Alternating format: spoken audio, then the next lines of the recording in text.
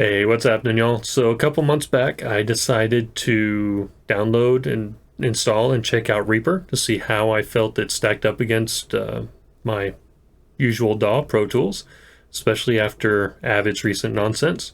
And I did exactly that and went through a process of seeing what I thought of both softwares. So I've got that ready. Let's check it out. You silly mutt.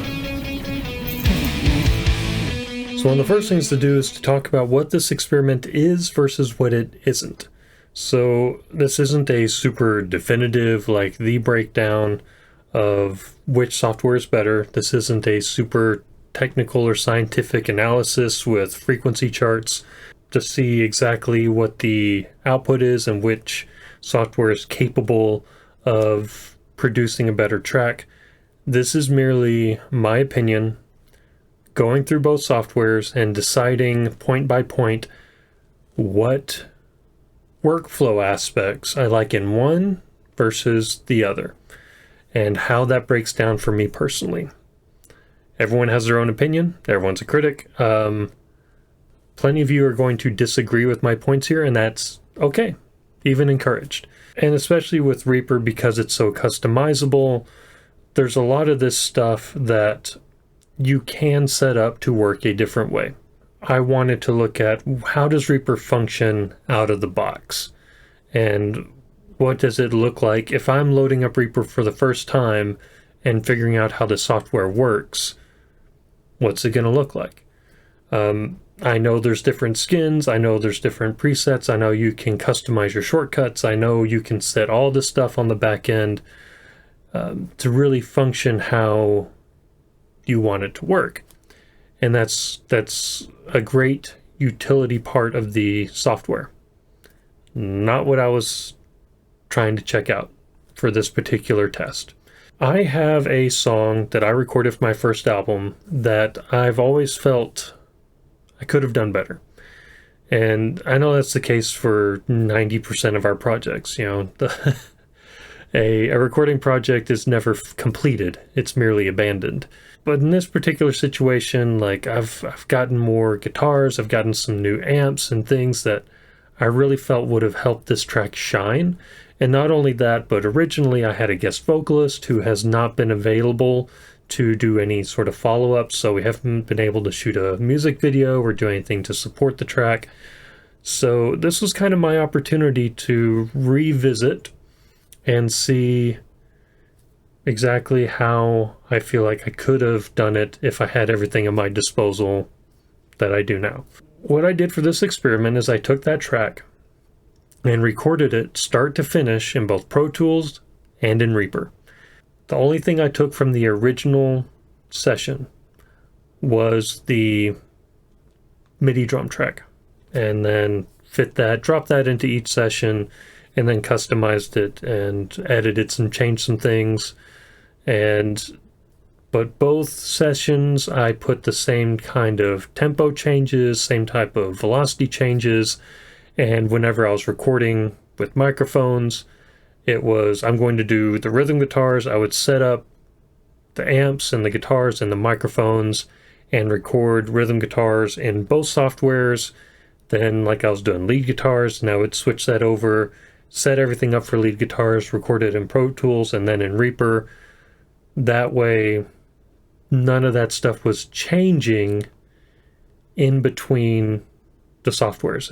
I didn't record everything in Pro Tools and then go back and set everything up and then record everything in Reaper, giving more opportunities for things to change. I didn't feel like that would be a good test.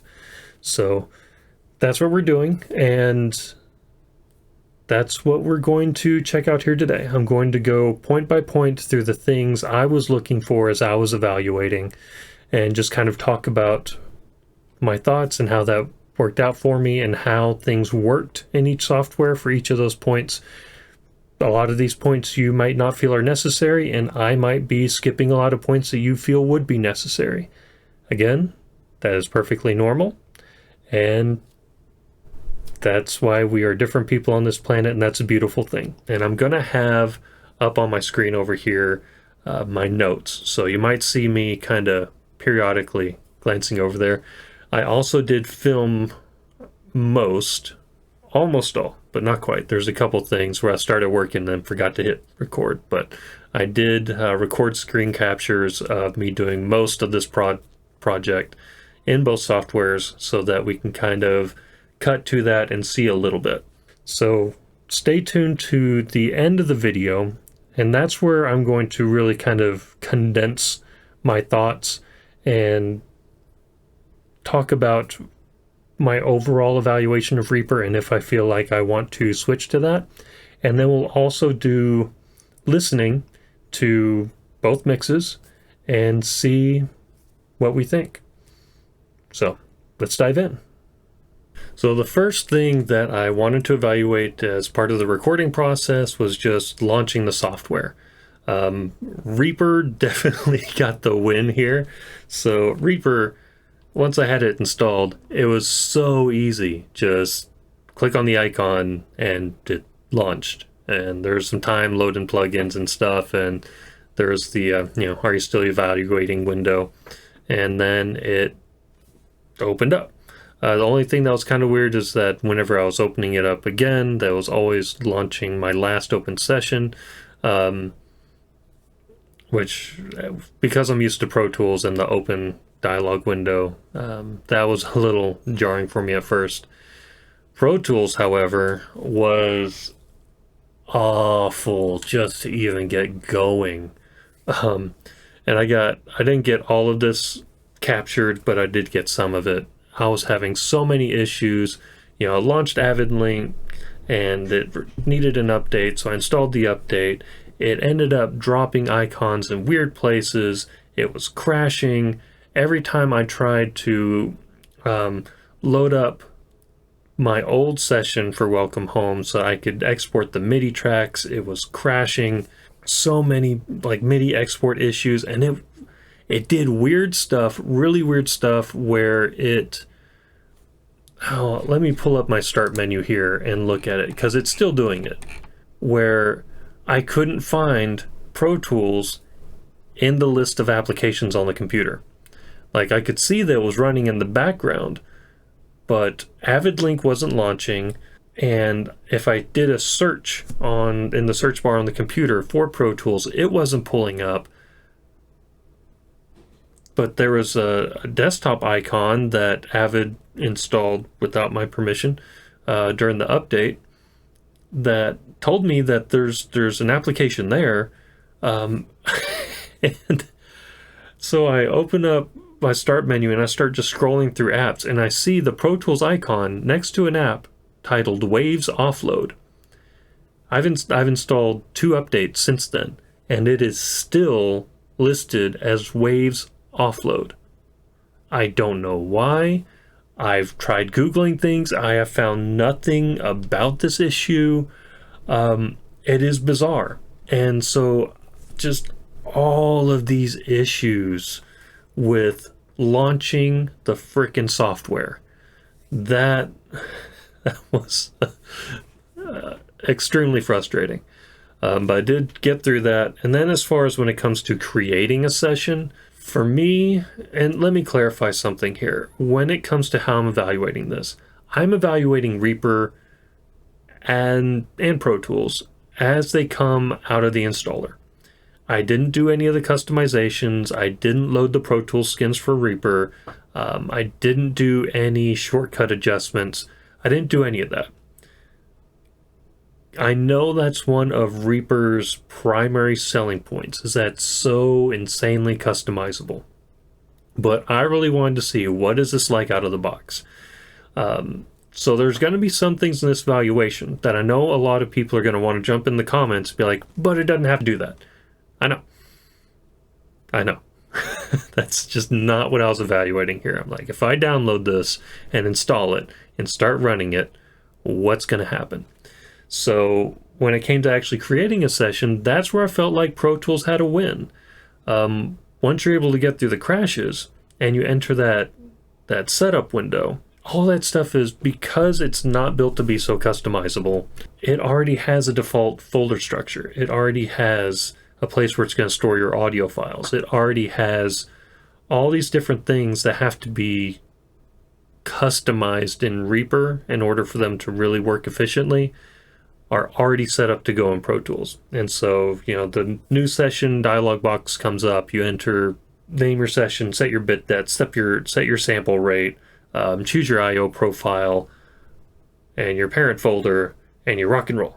Whereas Reaper, it took a little bit more work, you know, having to go to create new, enter your settings, go to your preferences, set up your preferences, launch your session window, create your subfolders, select your parent folders.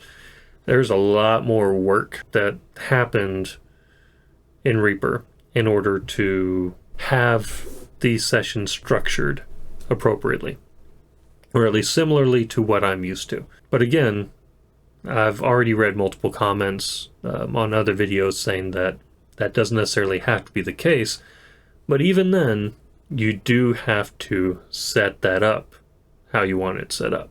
So moving on from that, went to creating tracks. For me, this was more of a tie. A lot of people have said that they really like the simplicity of Reaper and that a track is just a track. There's no audio tracks versus aux tracks versus MIDI tracks versus instrument tracks. And they like that you just double click over on the side and you're good to go. And I can see that that could be, in a lot of workflows, very beneficial. For me, I kind of like the Pro Tools track creation dialog box. Control-Shift-N, it brings it up, and then I'm not double clicking for every single track I need to create. If I'm recording out a drum kit and I need 10 mono audio tracks and 2 to 3 stereo audio tracks, I can go to that dialog box, and with, you know, shortcuts to add tracks, remove tracks, and change track type, I can get through that really fast and have all the tracks I need up and ready by the time I finish double clicking in Reaper. And as well, renaming tracks.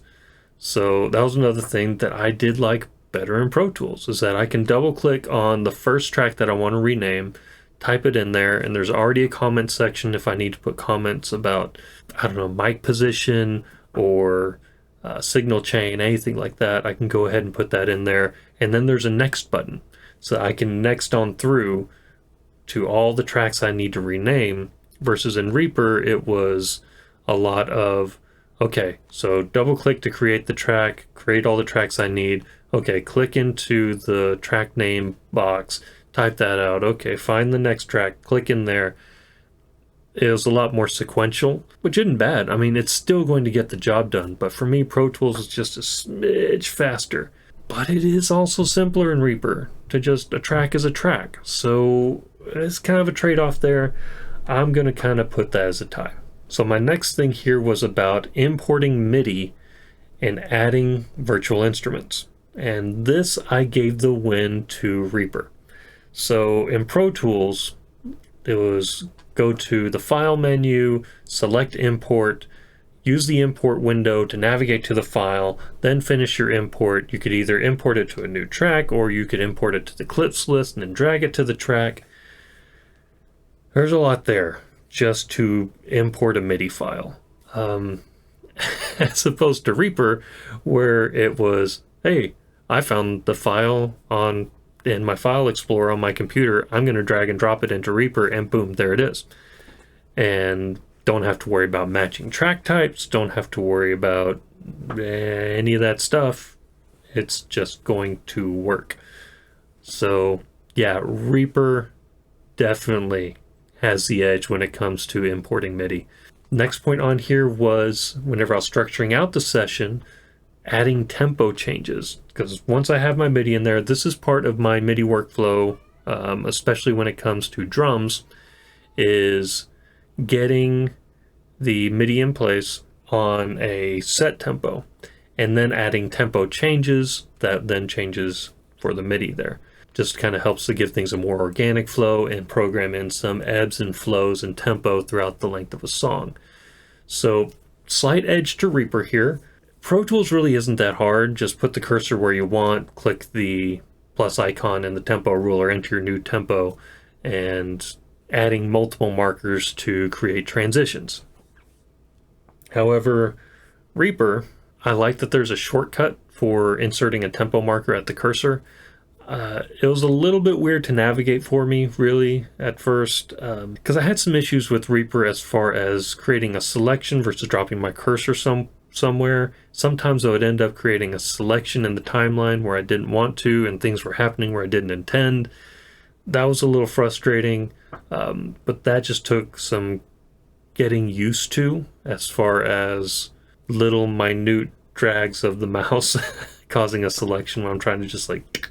What I really liked about Reaper, and this is what put Reaper ahead of Pro Tools for me when it comes to adding the tempo changes, is the feature in Reaper that lets you tell a tempo change that you're going to create a smooth transition to the next tempo marker. That is so awesome. It makes it feel so much more organic as you're changing. So being able to just check a box in Reaper and say, yeah, I want this to be a smooth, gradual transition to the next tempo marker. Mwah, that is amazing. Then we moved on to importing audio. And again, I'm giving this one to Reaper. So in Pro Tools, there's a few ways to go about importing audio. So in Pro Tools, you can create a workspace, which is a certain type of window that lets you browse your files and stuff if you're not familiar with Pro Tools. So create a workspace, navigate to the file, and from there you can drag and drop from the workspace browser onto an audio track. Or you can go to the file menu, click import, select your file, select whether you're going to just add the file and reference the original location, or copy the file and then copy that audio file into your audio files folder. And then if you're doing that, is there any converting sample rates or bit depths or anything like that. And then once you've done that, then you can click OK, and another dialog box comes up and it asks you if you want to import that into the clip list or create a new track from it. Either way you go, it's a lot of work compared to Reaper, where you open your file explorer on your computer and you find the file and you drag and drop it onto a track. That easy. Holy crap. I'm so used to this cumbersome Pro Tools stuff that being able to just go and it just work is amazing. It's delicious. Then we go to editing MIDI notes and velocities. Towards the end, I started getting Reaper a little bit more figured out. At first, it seemed really cumbersome to me, but it still works. So I definitely gave this one a win for Pro Tools for me. So in Pro Tools, you just open your MIDI editor and the window pops up. There is a shortcut to open it. You just drag your notes to change. You can select in the timeline to adjust values or pitches of whole groups, which was one thing that I did like about Pro Tools, is that if you're working on something, you can select a timeline range and that selection is going to apply to the content of the tracks, not just as far as playback. So, and then there's the pencil tool to draw in, and then you've got other tools to create or select notes. I had a little bit of trouble figuring out how to do group adjustments in Reaper until I looked up that they use, because I'm so used to Pro Tools, where I can left click and select a timeline region from the rulers up top, and that's going to apply to the content of the tracks, and then I can manipulate from there. Whereas in Reaper, it's a right click and hold and drag a lasso around the group things that you want to edit. Once I got the hang of that, it wasn't too bad. I did like that it's just a double click on the MIDI clip to open the MIDI editor window. Dragging notes, not that big of a deal. Yeah, it was just, once I started getting used to it, it wasn't too bad, but there was definitely a couple things that felt a little cumbersome. The next point of contention is actually recording audio. On my notes here, I have that one listed as a tie, mainly because it's not that hard to record audio in either software. But there are some differences. So with Pro Tools, You set your input source for each track. There are shortcuts where you can select multiple tracks and then, either Alt-Shift to record enable them all, or you can Alt-Shift to change the inputs of all of those to the same input. You can Alt-Control-Shift and then set an input to then cascade different inputs. There's a lot of different things you can do there. 3 on the number pad to engage recording, spacebar to stop, and in the sidebar where the track names are, you can create a new playlist to do multiple takes. Pretty easy. For Reaper, you have to record enable first and then set your input source, which makes sense with Reaper because they don't have dedicated track types and each individual track can hold both audio and MIDI information. So it would make sense that each time you're recording, you would need to then set the input source for whatever you're trying to record. It was kind of frustrating for me because I'm used to being able to look at a track, see what its input source is, and then decide what I need to do from there. I'm wanting to record this. What do I have it set to? Oh crap, I don't know yet. Let's go ahead and record enable it and set everything. It's not that big of a difference really, like workflow wise. Just a little jarring when you're used to Pro Tools. But once you get that done, if you have multiple tracks selected, they will all be enabled as one, so no need for a keyboard shortcut in order to record enable all tracks, which can be both a good and a bad thing. It means that setting multiple tracks to record all at the same time is a snap, but it does mean that you might unintentionally, if you're used to the Pro Tools workflow, end up recording multiple tracks that you didn't intend to. So that's something to watch out for. Shortcut is Control-R to begin recording, spacebar to stop. Something that's cool about Reaper was that when you record on a track again, new takes are automatically created when you're recording on a track that already has existing audio. So no need to create playlists, it just does it. And that was pretty cool. My last point for the recording section was recording the output of my Steven Slate Drums 5 plugin to multiple audio tracks.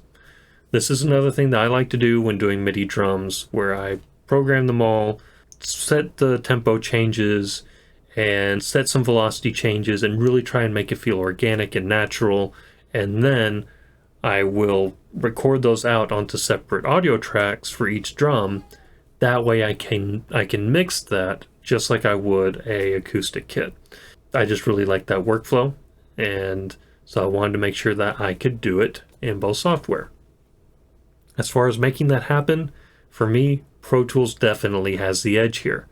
So for Pro Tools, all you had to do was open the plugin, go to the Mix tab of the plugin, set the individual drum track outputs, create the appropriate tracks in Pro Tools, set the inputs of those tracks to the plugin outputs that you set in the mix window, record enable, and then record as usual. Reaper was significantly more cumbersome. So open the plugin, set the plugin mix, then go to the plugin I/O and set the plugin I/O to the number of tracks needed, then set your plugin I/O routing, then set the SSD5 individual drum track outputs, then create your tracks, create sends on the MIDI track to each of the destination tracks, set the plugin output source for each send, make sure that everything, your plugin I/O, plugin outputs, MIDI track sends, audio track receives, make sure all of those match, and then record as usual. That was a lot, and it took a lot of Googling and researching and watching YouTube videos to figure out how to actually even accomplish that. Whereas in Pro Tools, it's fairly obvious. I mean, you open the plugin, you go to the mix window, the mix tab of that plugin, you can see that each track of the plugin has an output section. Switch the output, set the input of the track to the output. You just create that little bridge there, and it just works. Whereas it took a lot more manual adjusting on the Reaper side. The next big kind of chapter here is going to be the editing phase. So my first point here was for comping tracks together. And on that, I'm actually still kind of undecided which workflow I like better. And this was another one of those things where it just took getting used to the way Reaper does things. When I'm so used to Pro Tools, the mindset behind Reaper is a deviation from that. So with Pro Tools, what I like to do is I've got a track and I've recorded different takes into different playlists, and then I create a new playlist called .main. From there, I'll switch the track to the playlist view and select the desired portions of each take, and there's just a little up button. Click that and it puts that to my whatever .main playlist. You know, you can use your edit tool, or you can do batch fades to fade between different clips or to create in and out silence. One thing that I do really like about Pro Tools in this regard is being able to create a track group of certain tracks. Like if I have 3 tracks for rhythm guitar left, so I've got my ML2, my DI, and my 57. Okay, those are all the same take, and I need to edit them around the same points. So in Pro Tools, I can select those 3 tracks, create a track group, and then any comps I make, because those tracks, so long as those tracks were recorded together and the kind of track names all line up, I can comp together all 3 of those tracks at the same time and not have to do it individually, which saves a lot of time. For Reaper, no tools to select. The different regions of the block, of the item block, activate different functions. So one of the different things the way Reaper works is when you're actually comping what you want up to the active takes. So like we already talked about in Pro Tools, you select the part of the take you want, hit the up button, and it comps it to your active playlist. Well, in Reaper, all the different takes are already showing there. You just click on which parts you want. You know, in the Pro Tools thing, you just kind of drag and create a little selection, then you comp that up. In Reaper, having to do put my cursor where I want it, and then Control S to, you know, razor tool that and create a split so that I could select the different regions, could potentially be a lot easier than the Pro Tools comping method. But because I wasn't used to it, it drove me nuts. Right-clicking provided a lot of additional options for like saving a comp or setting a comp as a primary take and removing the other takes from view. There were so many different options that I wasn't used to and could only figure out what they meant by either Googling and doing some research or testing it out and seeing what I thought it did. It was also a little difficult because there is no primary take necessarily in Reaper. Sometimes it was hard for me to tell which slice I actually had as the active one, or I would be trying to edit and do something else on a different track, and I would click somewhere accidentally and it would change the active slice that was playing back, and I didn't mean to. There's a lot of that weird stuff happening, but that's why they have the right click options to like, no, I'm going to lock in this comp, right? But that's definitely a learning curve to learn how that works in Reaper versus Pro Tools. It's quite different. I don't know that it's any better or worse inherently, but it is different. And it was a challenge to learn how to do that fluidly. Cool thing was, edits apply to all takes. So if you do a fade in Reaper, it's going to add that fade across all the different takes that are at that same point in the timeline for that one track, which is kind of cool because that's not necessarily the case in Pro Tools. So you might have 4 different takes and each one could have different fade points. Comping multiple tracks at the same time in Reaper and multiple tracks for the same performance was a little bit more cumbersome for me, because I had to pay attention to, okay, what do I have lasso selected? What am I doing here? What am I doing here? As opposed to, okay, I'm going to create a track group and look and see if that track group's enabled and I'm good to go. So, yeah, when it came to comping, they both had some parts that were really more cumbersome and some that were much easier. I am in between on whether I'm just completely undecided on it or whether I consider it to be a tie. So next up is doing trimming and fades. And for this, I actually gave the win to Pro Tools. So in Pro Tools, you can either just have the right tool selected, or you can use the multi-tool and then use the different areas of the clip block to activate the different functions. And fades are either done manually or with the batch fades menu.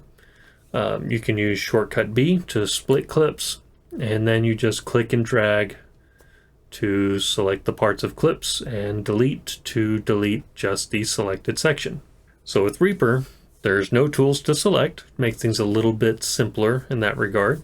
And the different regions of the block activate the different functions, just like using the multi-tool in Pro Tools. Now, the more tool regions and the mixer window taking up that screen space did make finding the right item area a little bit more tricky. And when it came to deleting areas, that I really feel like Pro Tools does a little bit better, like deleting out silences. Not only I'm familiar with the strip silence function of Pro Tools, so I use that quite a bit, but with Reaper, I wasn't able to figure out a way to very easily just select a blank region, hit the delete key, and have it go away. It was, okay, I'm going to put my cursor here, create a split, and then I'm either going to create a second split at the other end and then select that region, that little block that I just split out, delete that, or then I'm going to use my drag and pull it over to create that space. It's a lot easier in Pro Tools to just, okay, hold the left click, select the area I want to go away, and then click delete and it goes away. Another note I have on here is right click and drag lasso only selects whole items, making removing silences more cumbersome. So that was a big issue for me when I'm editing to pull out these silences, because sometimes I want to use a gate, sometimes I just want to edit it. Sometimes I want the exactness of being able to say, here's where I want this to end, here's how I want the fade to fade out. I don't want to just use a gate. So next up is clip gain, and for this I gave the win to Pro Tools. So in Pro Tools, each clip has a little fader icon in the bottom left. Use the B key to separate out clips so that each one can be adjusted independently. You just click it and drag the mouse up and down to adjust that fader, and that adjusts the gain for that clip. You can even use control click to drag and adjust in more minute increments. And there's an audio suite plugin that you can use to normalize tracks. Another thing that I'll do sometimes is manual normalization. So there's an audio suite plugin called Gain that I can pull up, select a clip, and then click Analyze. And it tells me the peak dB for that clip. And then I can adjust the fader to set, if I want it to be at -6 dB, just to pick a number, and then analyze it again to make sure that I did my math right. And so in some situations where I don't necessarily trust a normalized algorithm to do what I want it to do, I can go through and do that. And a lot of times that comes in really handy for being able to set a compressor for a particular track and have that compressor work evenly across the entire track and not suddenly be over compressing and then suddenly be under compressing. Yeah, that workflow in Pro Tools I really like. I'm really used to it. It really comes in handy doing post stuff where maybe you've got a dozen different sounds on one track and you need them to be hitting the plugins of that track at an equal level. So then in Reaper, separate the items, right click on the items, enter the properties window, and then adjust the gain that way. Normalizing, however, was much easier in Reaper, where you could just hold right click to lasso and then right click and select normalize. And that's where I kind of thought Reaper would come ahead. Downside to the workflow I was talking about with Pro Tools with using the gain plugin is sometimes it's not 100% accurate. I'll have issues where I will analyze a clip and it'll say that it's at minus 12 dB. I'm trying to get it to minus 6, so I'll bring it up to minus 6 dB, analyze again, and it'll still say that it's at minus 12 dB. And then what I end up having to do is boost it and go 20, 30 dB up and analyze again, and then it'll show that it's way over minus 6 dB, and then bring it back down to get it to actually show me that it's at minus 6 dB. So that's really cumbersome. I hate it when the gain plugin does that. Avid, if you do see this, work on that. It sucks. We interrupt this video to bring you a disappointing message. Sorry about this, guys. Pardon my gaze. I'm going to focus on reading my script over here. The issue I'm about to tell you about has me really frustrated. I keep getting lost in my frustrations. This is like my 5th or 6th time trying to get this message together coherently, and I'm really struggling, so I'm just going to try and stick with this. I will get back with you in a minute. Alright. So late last night, I finished the edit on this video, the Pro Tools Reaper comparison video. I was so excited that I even posted on social that the edit was done, and I shouldn't have tempted fate. That night, the render didn't come out correctly, so I elected to wait and try again the next day, which was today. Well, during my next attempt, a small thunderstorm blew in, and I had to stop the render to shut down the PC for safety. Don't want to ruin a $2,000 studio PC.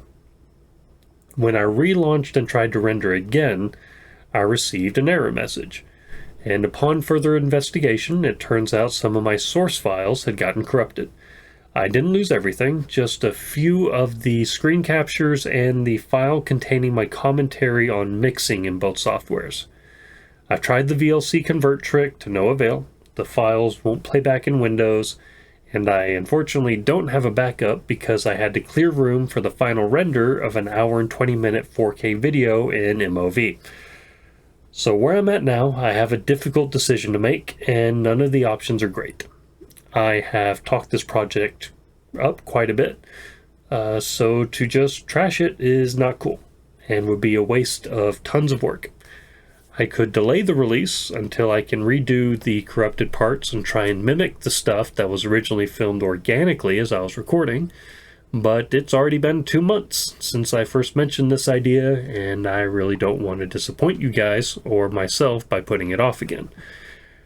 Which leaves me with my last option as I see it, which is film this message followed by a brief summary of some of my points about mixing and cut it in between the parts that survived. It sucks, and I'm trying really hard to keep my cool because there was some good stuff in there, but it is what it is. And there's no decision here that doesn't result in some form of blowback on my part. And you may not get to see the screen capture stuff, but at least we can touch on my thoughts, though the presentation may be a little bit more lackluster than my initial delivery. So here we go. Mixing. First point would be subgrouping. I like Pro Tools for ease of use, Reaper for flexibility. The Pro Tools workflow being select tracks, I like the using Alt-Shift, clicking the output to the last track, select the new track. I'm not going to go through all the details because there's no point talking about the workflow when you can't see the workflow. Reaper, all done through the routing window with sends and receives, audio routing through folder tracks. That was a thing, that was kind of one of the important points, was I wasn't exactly sure if signal actually flowed through folder tracks. I saw some things that said it did, some things that said it didn't. I was kind of confused. Using the grouping functions to set up a VCA because in Reaper just a track is a track is a track, and they don't have dedicated track types. Setting a track to do some of the specific things and work like a VCA was a little bit weird and tricky. That was difficult to get used to, and getting the right widgets to show up, like with the little routing thing, which I found out there's a checkbox under view that if you're saying that the mixing window is at the bottom of the screen, then it doesn't like to put the little routing button on the sidebar. That's kind of frustrating. Next point, adding plugins. I said this was a tie. Again, I don't need to go into a whole lot of detail here because we don't have screen captures. It's not hard to drop a plugin on a track in either software. The menu is maybe a little bit more difficult to navigate in Reaper, but the search function there may kind of bypass that, so not a big deal. Next up, I've got parallel processing. Again, I liked Pro Tools as far as ease of use for me.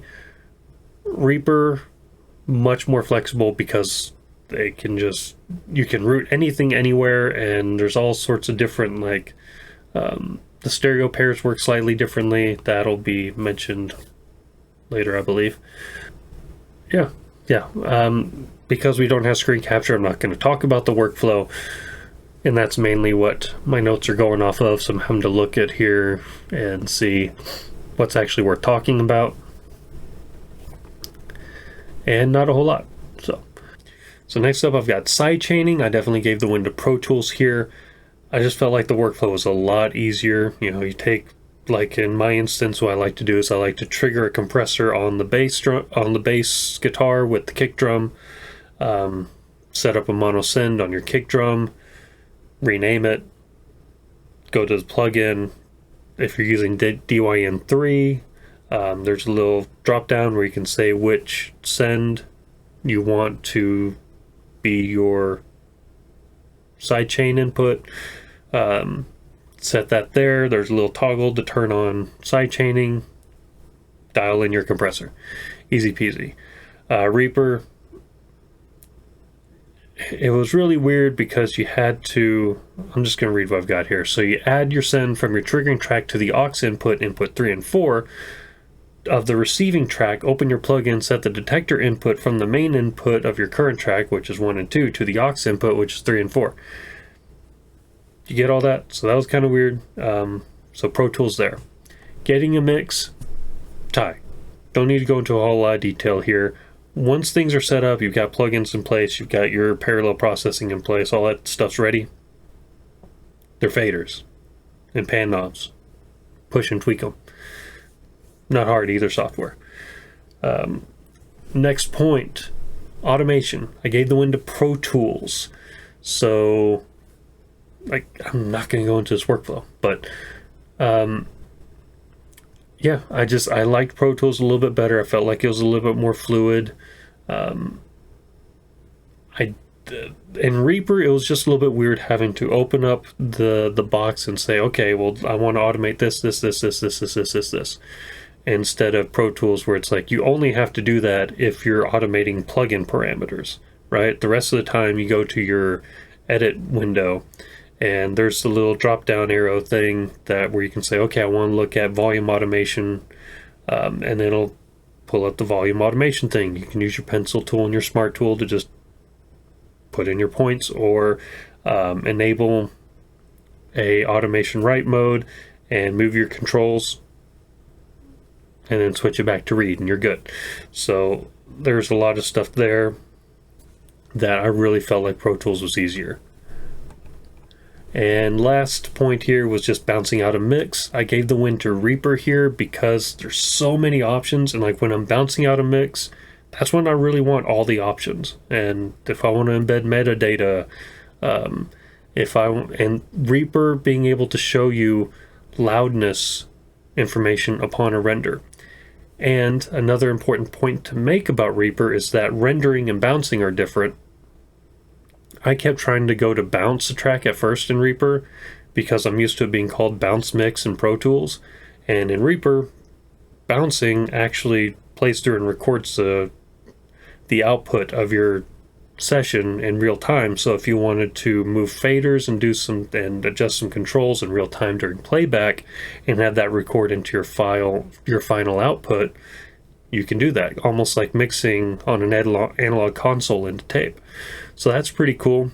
So in Reaper, you go to render to actually do what we're used to doing in Pro Tools through bounce mix.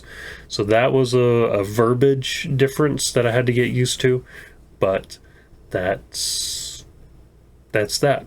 Okay. Those are my points on mixing. Much more succinctly put than I originally did it, but it should be enough to kind of get the gist. And now back to our regularly scheduled programming.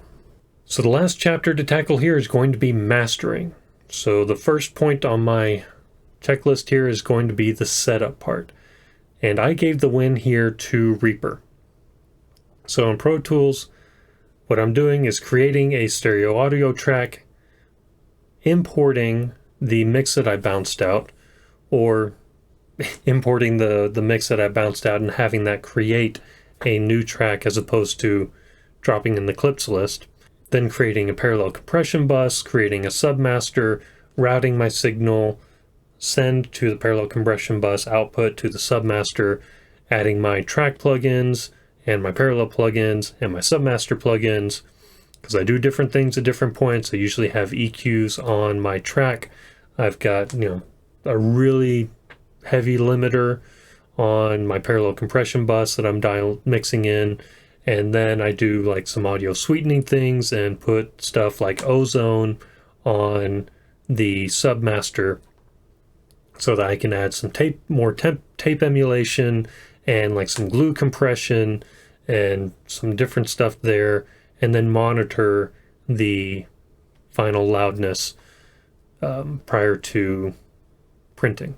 Reaper, create the track, drag and drop the audio onto the track, create a parallel compression bus, add track plugins, parallel plugins, and then add my submaster plugins to the master output. Because in Reaper, the master output automatically has a meter that you can watch and monitor and plugin slots. You don't have to create a separate submaster track just to be able to put plugins on your master output. Pretty cool. So because of that, there's some already ease of use things as far as like drag and drop and master output processing that just make Reaper a little bit easier to get a mastering session set up. Next up, monitoring loudness, whether that's through ozone or looking at a submaster fader or master fader. When you're mastering, you gotta know what kind of volume you're pumping out. For the most part, I use ozone for that. It's easier, it's more consistent, and it works the same in either software. So I don't know that either software has a definitive edge in this regard for me. Once the setup took place and I was like, oh, and I'm just having to make sure that I'm hitting my target LUFs. And so yeah, this is one area that I think they're pretty much even. And another point I wanted to evaluate when it came to mastering was how easy was it if I decided that in the mastering process I needed to return to the mix, to jump out of the mastering session, print a new mix, bring that in, and get back to mastering work. And Reaper took the win.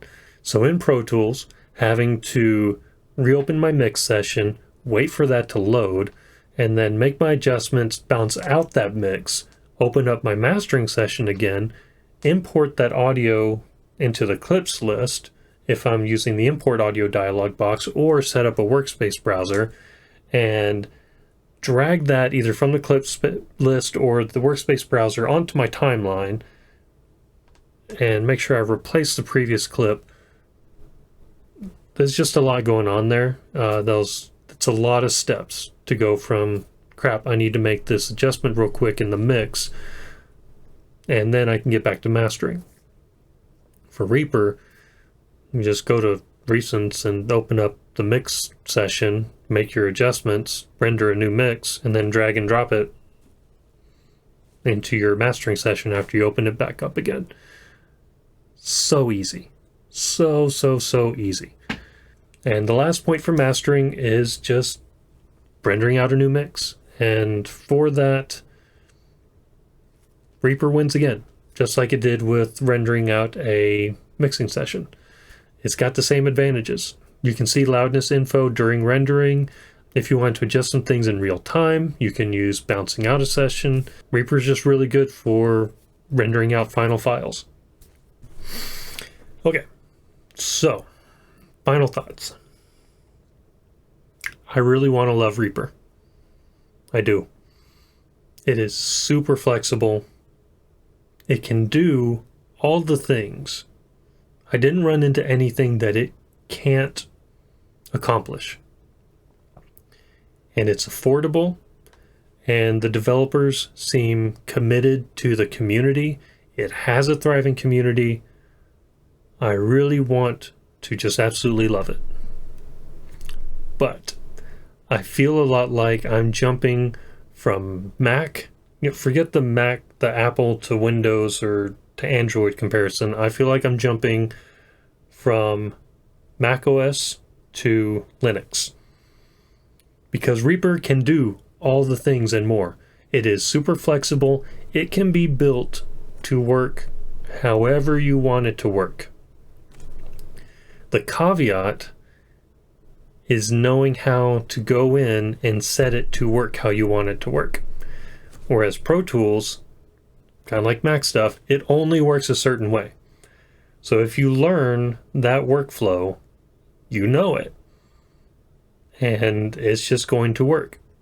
It's just going to set up things automatically. It functions how it functions, and that's how it's going to function. Which can be kind of limiting. But at the same time, while it may be a challenge for new users to learn Pro Tools, if you already know Pro Tools, or once you learn it, because it always works the same way, it just works. So there's a real trade-off there. And I'm frustrated with Avid. Reaper is super affordable and super cool community and has so many great things about it. I want to love it. But I'm not sure I'm ready for that degree of customizability, if that makes any sense. I feel like I'm jumping from Mac to Linux, and I need to find Windows, if that makes any sense. So I'm going to keep playing around with Reaper. My next thing is I want to look at some tutorials and see about some of those things you can set up to make it work more like Pro Tools. See if there's any of those downloads that can make that a little bit easier for me and ease my transition. And then I also think I want to try out Studio One. I've heard really good things about how Studio One and Reaper are decent for moving from Pro Tools to something else. So I want to try Studio One and see if that works any better for me. I don't know that I think that either software is inherently better than the other. They're just so different. And it seems to me they are for different audiences. And that's okay. I still want to move away from Pro Tools. I'm not 100% sold on Reaper yet. I do think that there's some things I need to try there because I know how customizable it is, to see if I can get it set up for my workflow and see if that works better as opposed to just evaluating how it comes out of the box. I think that's my next step to make sure that I give it a fair shake. So, with all that said, we're going to play both of the mixes, the Pro Tools version and the Reaper version. But I'm not going to tell you which is which. We're going to have a version A and a version B. We're going to cut in between the two. And I want you guys to jump down in the comments and tell me which one you think is which. Just for fun. Everyone's going to have a different opinion, different interpretations, and this should be really interesting. And then during my next monthly update video, we will go back through again and actually show you which one was which, and we'll see how everyone did. So that should be fun. Keep it clean. be supportive of each other, and yeah, let's roll it.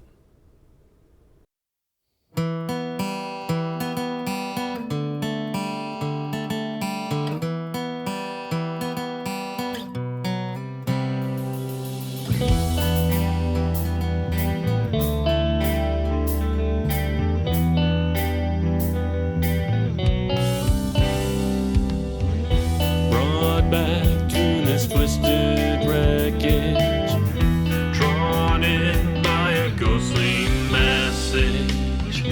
What once was good is now so wrong. Fog, dust, and ash, where did it come from? Lost family, keep guiding me and tell the tale of the road to hell.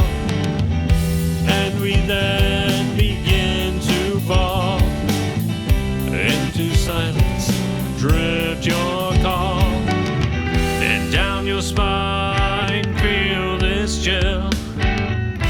Restless dreams upon a silent hill.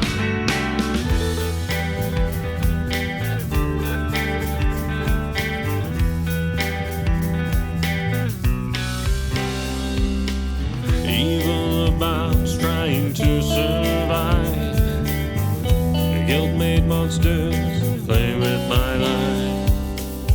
Punish my sins, cast me up for my crimes, and hear the flames burn whatever's mine. Lost piece of me, keep guiding me and tell the tale of the road to hell. Oh, selfish plea, keep guiding me and tell the tale of the road to hell. And we then begin to fall into silence, drift your call, and down your spine feel this chill. Restless dreams upon a silent hill.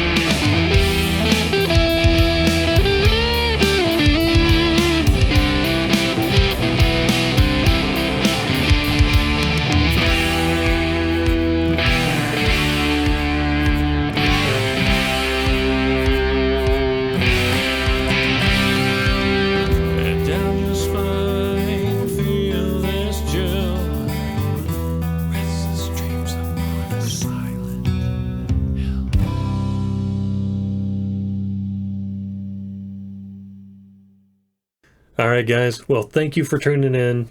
It's been an interesting experiment. I'm interested to carry on studying and learning and figuring out what of these alternative DAWs is going to work best for me. Thank you again so much for stopping by. I appreciate you. If you want to support the channel, links down in the description below to check out the merch store, check out our website. Make sure to like and subscribe. And as always, I appreciate you. You're awesome. And have a good one.